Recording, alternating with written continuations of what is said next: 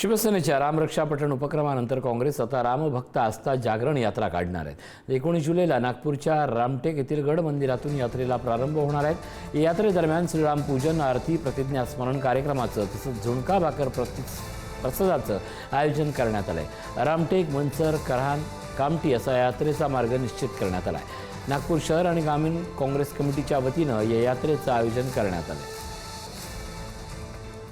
काढलीच पाहिजे, काय त्याला काही नाही, श्रद्धेचा भाग आहे। हे राजकारणाच्या पलीकडे जाऊन या सगळ्या व्यवस्थेला बघितलं पाहिजे।